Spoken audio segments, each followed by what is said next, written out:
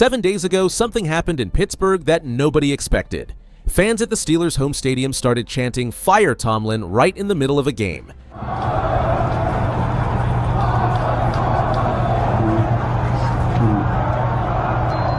This was a first. Mike Tomlin has been the head coach for 19 years, and he never faced this kind of anger from his own fans in his own building. The noise got louder all week. People on TV argued about whether Tomlin should keep his job. Even Ben Roethlisberger, the famous former Steelers quarterback, said on his podcast that maybe it was time to clean house. It's being talked about around here a lot. Maybe it's time. Maybe it's a clean house time. Maybe it is. Maybe it's time. And I like Coach Tomlin. I have a lot of respect for Coach Tomlin. But maybe it's best for him too. Sure. Maybe a fresh start for him is what's best. The Steelers were struggling. They lost 5 of their last 7 games. Their record dropped to 6 wins and 6 losses, the same as their biggest rival, the Baltimore Ravens. Everyone wondered if this would be the week that ended Tomlin's nearly 2-decade run in Pittsburgh. But then Sunday happened. The Steelers traveled to Baltimore and won 27-22. After the game, Mike Tomlin walked across the field, found the camera, and blew a kiss right into it.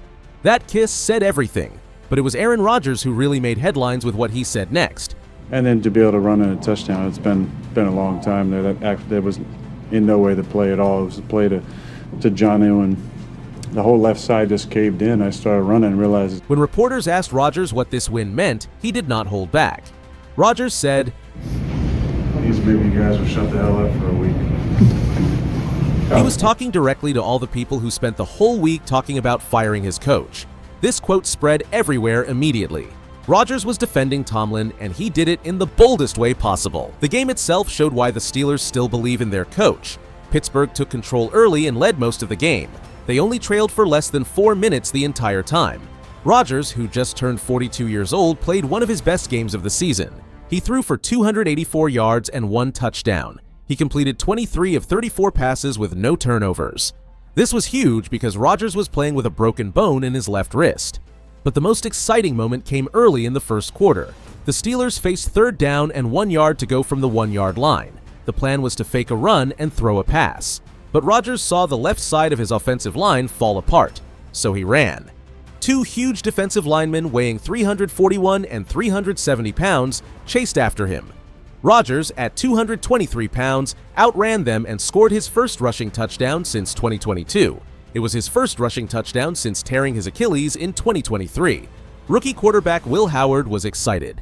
"I've been waiting to see the discount double-check celebration," Howard told reporters, and he kept saying rushing touchdowns only for the double-check. "So I'm glad that we got that today." That was vintage Aaron Rodgers. Warren, the running back.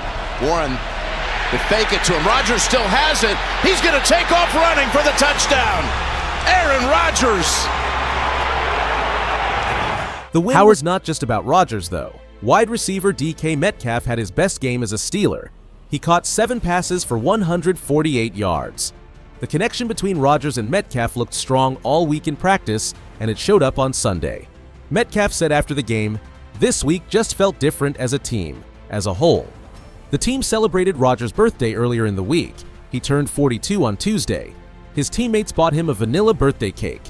The rookies brought balloons shaped like the numbers 4 and 2 to his film sessions.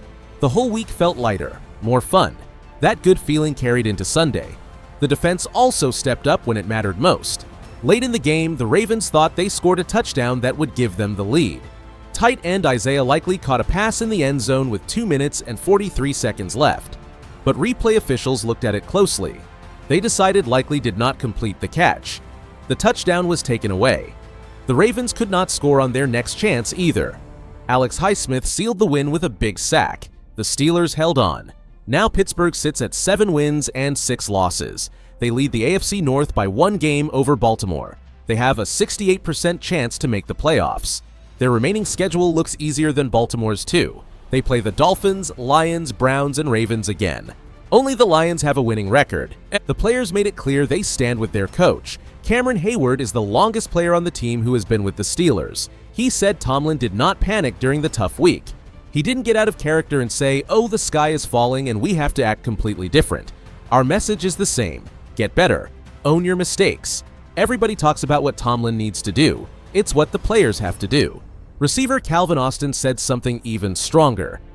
I guess I'd be so tuned in. I didn't even hear him, but I mean, like, to be like blunt, we don't care at all. Like, we always behind Coach T. Like, the whole world could be chanting fire Coach T. We gonna be with Coach T though. And at the end of the day, that's all that matters. Us players in the locker room are behind him. So, like I said, I don't think. Even players from other teams who just joined the Steelers this year praised Tomlin. Ben Roethlisberger won a Super Bowl with the Rams. He said, "Coach Tomlin, in my opinion, is the best leader of men I've ever been around. Coach Tomlin's real. He will have the hard conversation with you, he'll call you out. There's a standard that we have to live by every day. But he is also a great motivator." So if the players love him and the team just won a huge game, why is everyone still talking about Tomlin's future? The answer is complicated.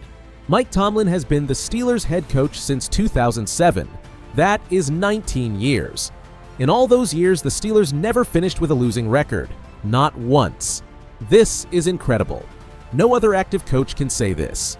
Tomlin is just 3 wins away from tying Chuck Noll's record for most wins in Steelers history. He won a Super Bowl back in 2008. But here is the problem. The Steelers have not won a single playoff game since January 2017. That is 8 straight years without a playoff victory. Fans are frustrated. They see other teams winning championships while Pittsburgh keeps losing in the first round or missing the playoffs entirely. Last January, the Bills destroyed the Steelers in the playoffs. It was embarrassing. The Steelers are a special organization. They value stability more than almost any team in football. Since 1969, they have only had 3 head coaches: Chuck Noll, Bill Cowher, and Mike Tomlin. During that same time, the Catholic Church had 6 different popes. The last time Pittsburgh fired a head coach was 1968. They almost never fire anybody.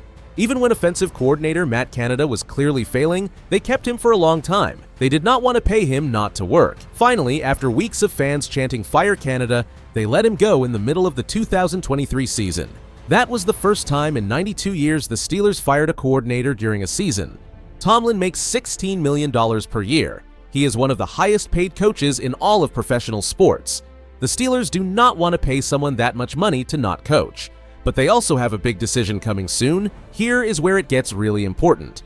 Tomlin's contract runs through 2027, but 2027 is a team option. The Steelers must decide by March 1st, 2026 if they want to pick up that option. If they say no, then 2026 becomes Tomlin's last year. Teams usually do not like having a coach in the final year of his contract because it creates uncertainty. Some people think the Steelers and Tomlin might agree to part ways after this season. Others think they will pick up his option and keep going. Nobody knows for sure. What we do know is that this Sunday's win bought Tomlin some time. The noise will quiet down, at least for now. Tomlin himself talked about being on the hot seat. Tomlin said after the game, "Man, I've been in the hot seat for 19 years. Did you feel like you had something to prove to the fans at all? I always feel like I got something to prove, not necessarily to anyone in particular, but that's just the spirit in which I go about what I do professionally." So what happens next? The Steelers control their own path to the playoffs now. If they keep winning and maybe even win a playoff game, the March 1st decision becomes easier. Tomlin stays. But if they collapse and miss the playoffs, or lose in the first round again, then tough conversations are coming.